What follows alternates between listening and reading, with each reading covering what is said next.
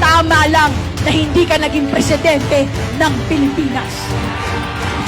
Meanwhile, sa grit lang, walang kayang sumabay kay Mayor Isko pagdating sa trabaho. When he focuses, lagi niya nga sinasabi, di ba, malaki utang niya sa pamilya niya. Kasi talagang he really dedicated his life to the public. Siguro on the grit lang, when the pandemic happened, because Manila is the center of the country when it comes to economics, education, di ba? And alam niya na maraming magiging problema that we need to handle pagdating ng pandemic. I think he has been very open. He practically lived in his office for several months. You will see him attending meetings already in t-shirt and shorts because yun na lang ang naiiwang damit niya. To think that he would still call on meetings and request for special sessions, it is not abnormal to get a call from him in the late night of the evening and talking to you and say, Princess, kailangan natin ng ganitong klaseng ordinance ha. Ikaw bilang kasama niya sa paglilingkod, mahihiya kang mag-isip na, boss, pwede ba bukas na lang? Kasi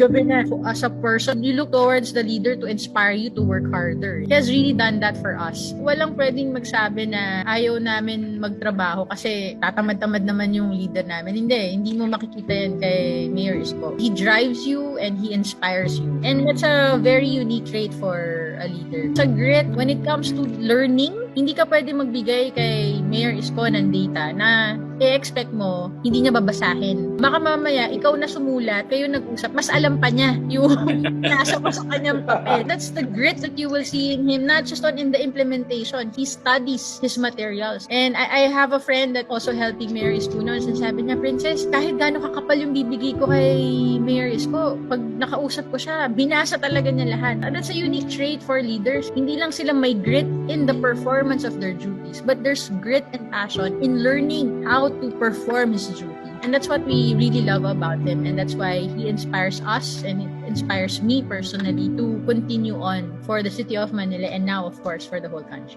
If we have that kind of leader that works hard when it's not campaign season and campaign season, wala ka na dapat isipin pang iba. Huwag mo nang pakawalan yan dahil yan sigurado magtatrabaho para sa taong bayan lagi.